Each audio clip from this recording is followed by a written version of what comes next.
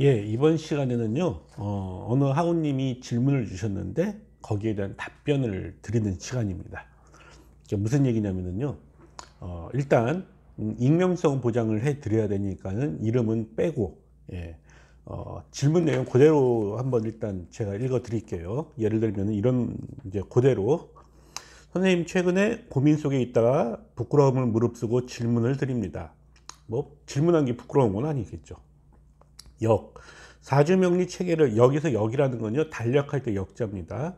사주명리 체계를 갖추는 기반이 되는 시간의 개념에 대한 의문입니다. 천간은 태양력, 지지는 태음력과 관련된다. 이렇게 청고 김인호 교수님 설명해 주셨는데요.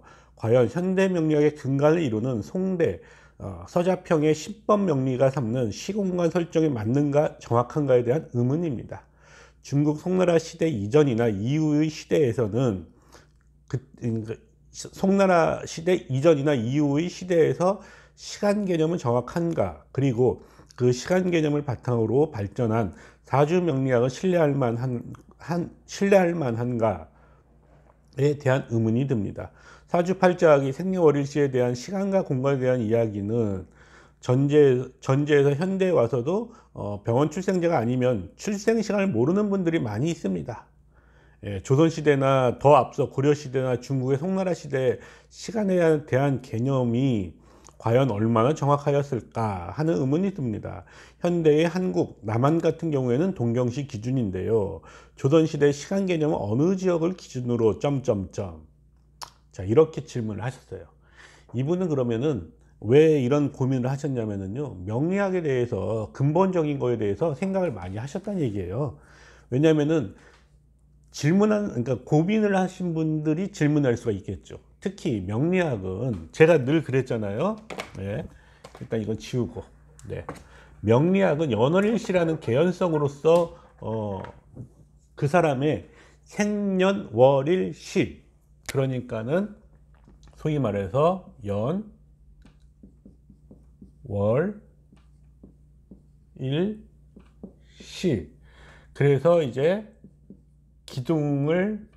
연주를 세우고, 그 다음에 월주를 세우고, 그 다음에 일주를 세우고, 그 다음에 이제 시주를 세우는 거. 그래서 네 기둥이 8글자가 돼서 사주팔자라고 말씀을 드렸어요. 근데 문제는 뭐냐면 연월일은 거의 대부분이 헷갈리지가 않는데 시간이 문제 아닙니까? 지금이야. 시간, 달력이, 그러니까 소위 말해서 지금은 24시간으로 기록이 돼 있고, 그 다음에 대부분 다 열이면은 9명 이상은 병원에서 출생하죠. 그렇기 때문에 특별한 경우가 아닌다면 시간을 모를 수가 없어요. 갑자기 뭐 정전이 된다? 그건 말이 안 되죠. 병원이니까. 그러니까 이래서 시간이 이렇게 정확한데 옛날엔 시간이 없었지 않느냐. 그런 개념으로 얘기를 하는 거죠. 그 다음에 또 한 가지가 지금 여기서 말씀드린 것처럼 역법, 사주명리 체계를 갖추는 기반, 역법에 대해서 궁금해 했었던 거예요. 자, 이렇게 말씀을 드릴게요. 옛날에는요, 지금보다 더 정확했습니다. 시간이. 어떻게? 자, 우리가 지금은 시계가 없으면 우리는 시간을 알 수가 없죠. 근데 옛날엔 시간이 없는데 시간을 어떻게 알았을까요? 아마 이런 거 혹시 그 명리학개론, 이게 여기서 명리학개론이라고 말씀을 드리면 안 되려나? 자, 이렇게 말씀드릴게요. 시간이라는 거는요, 특히 월이나 시는 북두칠성의 손잡이, 이제 자루두자 두병, 자루병자, 그러니까 북두칠성의 두 병이, 손잡이 부분이 어느 방향을 가리치는 거에 따라서 월이나 시가 정해진다고 들어있죠. 그러니까는요, 과거에는 시는 별자리를 보고 정했습니다. 별자리가 그러니까 북두칠성의 그 꼬리, 그 손잡이 부분 있죠? 어떻게, 뭐, 이렇게 생긴, 이게 저기 손잡이 부분, 두병이라고 하잖아요. 얘가 가르치는 방향이 자시다, 축시다, 뭐, 인시다, 이런 식으로 정했단 말이죠.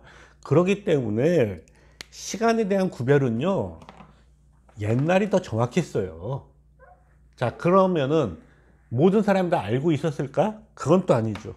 왜냐하면은 명리학이라는 게 처음에 언제 만들어졌는가 얘기가 좀 길어질 것 같은데 일단 이렇게 얘기를 할게요. 원래 중국에서는요 연월일시를 갖고 사람의 명을 보는 체계가 없었어요. 왜 없었냐? 그런 거는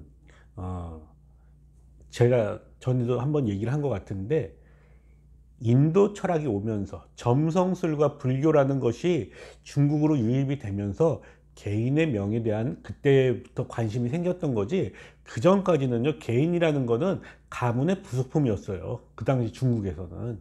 그렇기 때문에 그 가문이라는 것도 역시 또 그 국가와 사회나 국가의 부속품이었고, 그럼 모든 건 누구한테 중심이냐? 황제. 그렇죠. 황제가 중심이 돼 갖고 그 다음에 그것이 본건제로 갔잖아요. 그렇기 때문에 모든 것은 개인의 의사가 중요했던 게 아니었어요, 그 당시에는. 그런데 그것이 알다시피 인도에서부터 이제 이 소위 말해서 점성술도 전파가 됐고, 그리고 불교가 전파되면서 개인의 명운에 대해서, 개인의 철학에 대해서 그때부터 궁금했었던 게, 그래서 나온 게 연월일시잖아요. 자, 그러면 이 연월일시라는 거는 명리학에서 만들어진 게 아닙니다. 착각하시면 안 돼요. 왜? 김문중갑이나 유김이나 이런 거는 뭐냐면은 이 책에는 있었던 거예요. 그러니까 김문중갑이나 저기 뭡니까 유김 같은 경우는 단시점이라고 말씀을 드렸는데, 그 책에는 강태공 아시죠? 예. 그냥 많은 연파조수가라는 책에 이미 근거가 있어요. 그러면은 강태공은 언제적 사람이냐? 은나라를 멸하고 주나라를 세우는데 1등 공신이잖아요. 그죠? 그러니까 그 체계가 굉장히 깊었던 거고, 우리가 소위 말하는 10간 12를 통한 60갑자의 체계는 이미 주나라 때부터 성립이, 주나라 이전부터 있었다는 얘기죠. 왜? 그래야지만 강태공이가 그걸 갖고서 써먹었을 테니까.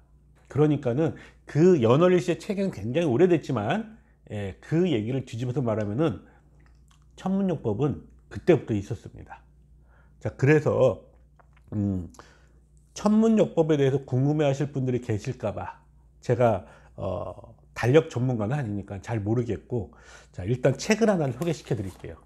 요 책은 저기 김혜정 교수님, 제가 존경하는 풍수 교수님이신데, 김혜정 교수님이 지으신 풍수지리의 천문사상에 대한 책이에요. 이 책에 보면은 물론 이제 이게 친필 사인도 받았습니다. 네.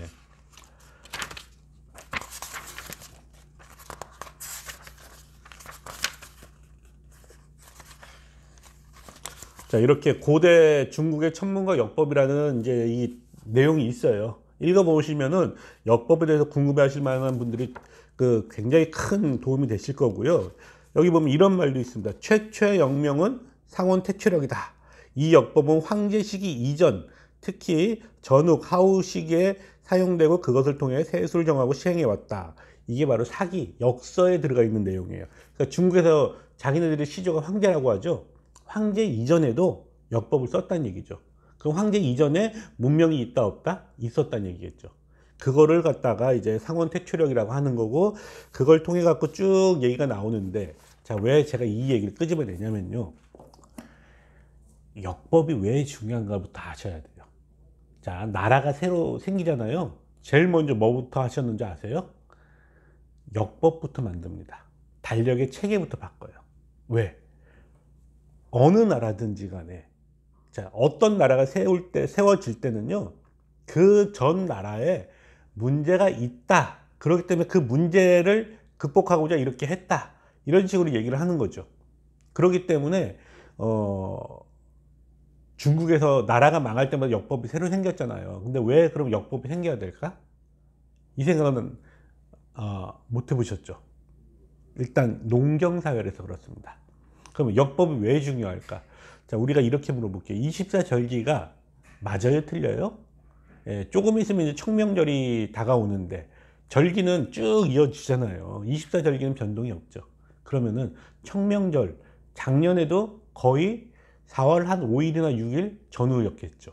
네. 마찬가지 24절기는요, 거의 차이가 나오면 하루 정도. 그것도 왜 하루 정도 차이가 나오느냐? 지구가 태양이 있죠. 태양, 그 다음에 지구.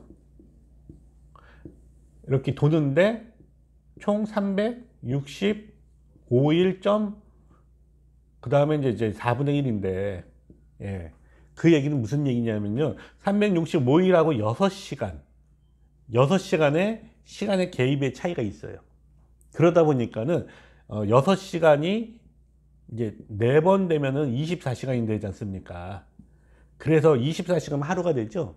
2월 달에 날짜가 어떨 때 24일, 28일, 어떨 때 29일 하루 차이가 있죠. 요것 때문에 그래요. 요 소위 말해서 이제 4분의 1이라고 하는 게 6시간 차이인데, 요 6시간이 24시간 되려면 4번이거든요. 그러면 이게 4년이 걸리죠.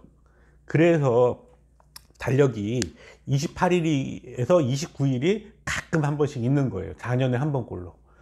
그러니까 그 얘기는 무슨 얘기냐면은, 그러기 때문에 절기가 거의 차이가 없다라는 얘기예요. 그 절기는 뭐냐? 태양을 기점으로 해서 지구가 도는 거죠. 입춘, 우수, 경칩, 춘분, 청묘, 고구, 그러한 24절기가 이렇게 돌아갔을 때 뭐 때문이냐? 농사 때문이에요. 농사. 그러면은 태음력은 왜 필요할까? 태음력은 뭐냐면요. 자, 이렇게 물어볼게요. 보름이 10년 전에도 보름달이었고 올해도 보름에는 보름달이 뜨죠. 그럼 보름달은 변함없이 뜨죠.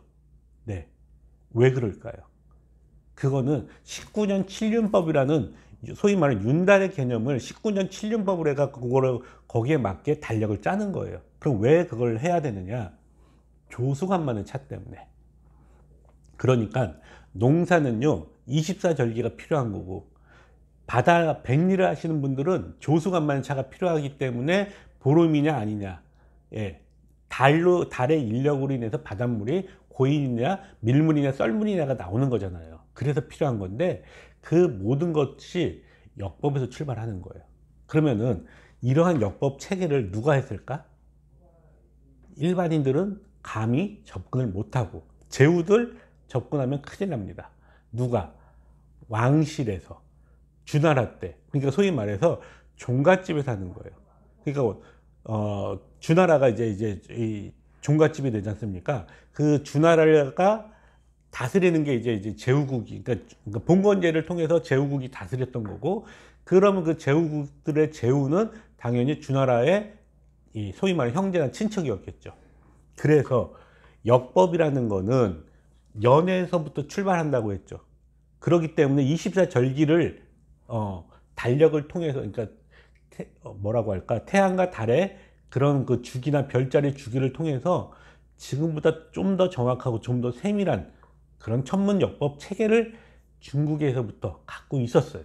그거는 황제 이전부터요. 그러고 나서 그것이 발달이 돼서 하나라, 은나라, 주나라 때 계속 이어지고, 그 다음에 주나라 때까지는 소위 말해서 다른 데서는 역법을 알 수가 없었어. 철저한 비밀이었어요. 왜?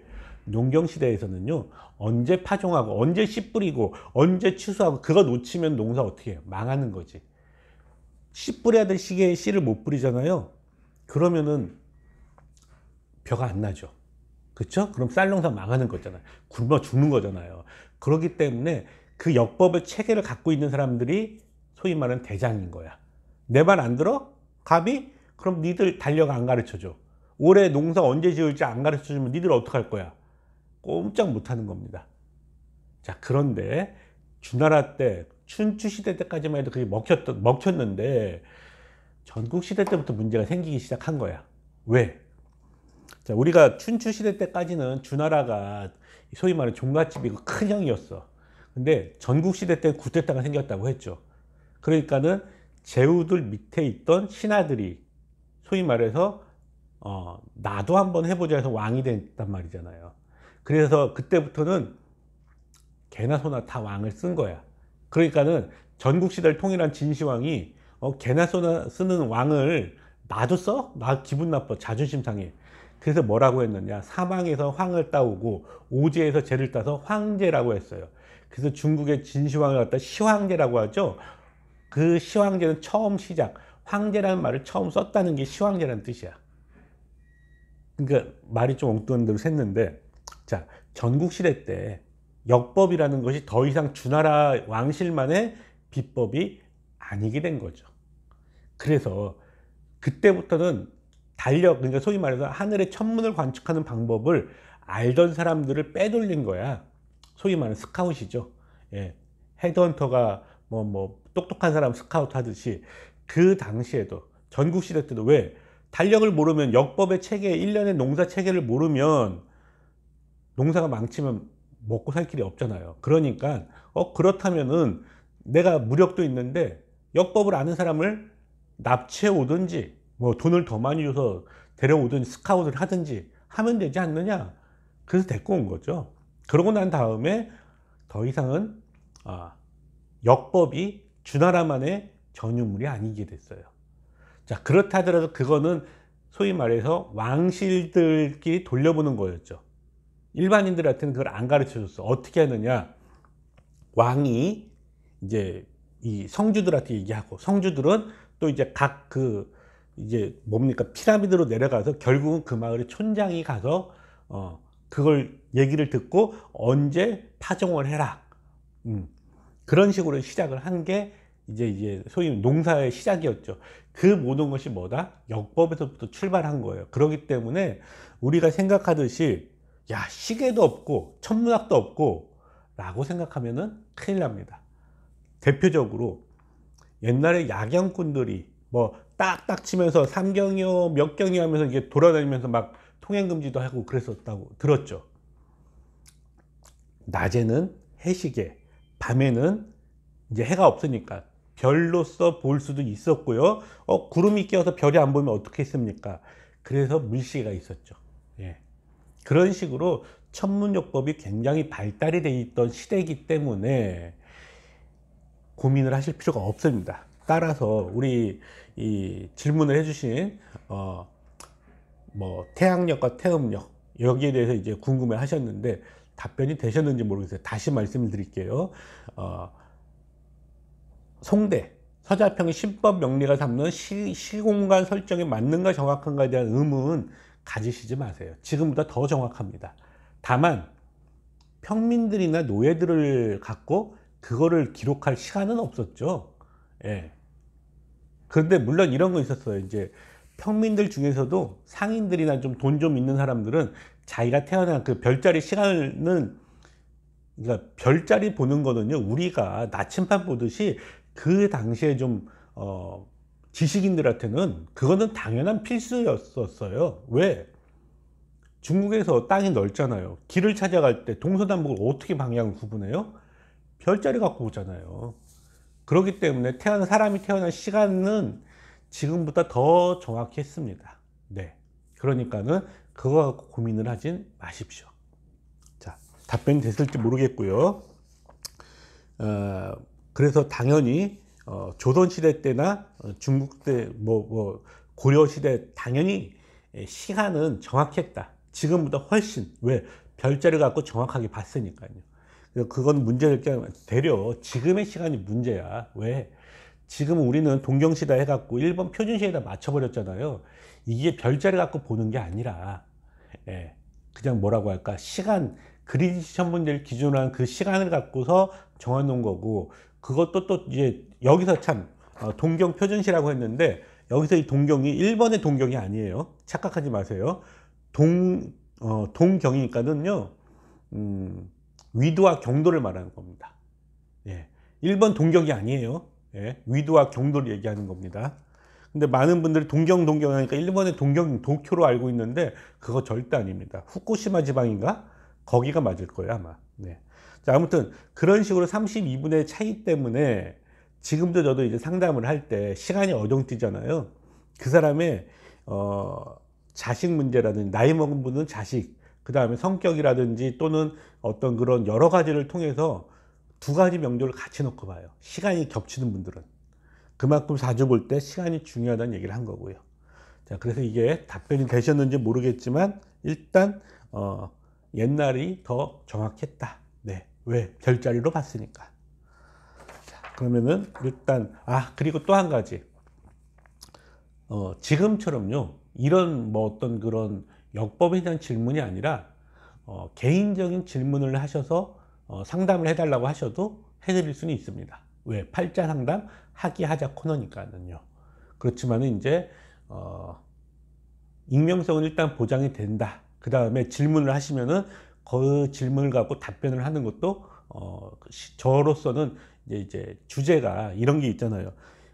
제가 고등학교 때부터 이런 쪽에 공부를 하다 보니까는 이 책 저 책을 굉장히 많이 봤는데 그걸 다 기억합니까? 그럼 내가 사람이 아니라 슈퍼컴퓨터죠. 기억 못해요. 그러니까 누가 뭘 물어보면은 거기에 대해서 내가 읽었던 내용을 바탕으로 해서 어떤 답변이나 어떤 지식적인 얘기를 할 수는 있지만 그거를 다 끄집어서 내가 그걸 갖고 주제를 삼아서 강의를 하기에는 제가 그 정도의 머리는 없어요. 그렇기 때문에 이런 식으로 지금 이렇게 질문을 하셨을 때 답변을 드릴 수 있다라는 거. 예. 그런 식으로, 그러니까 다음에 또 궁금하신 분들이 계시면은 카톡을 보내든지 문자를 보내시든지 보내세요. 네. 자, 이번 시간 이렇게 마무리하겠습니다. 고맙습니다.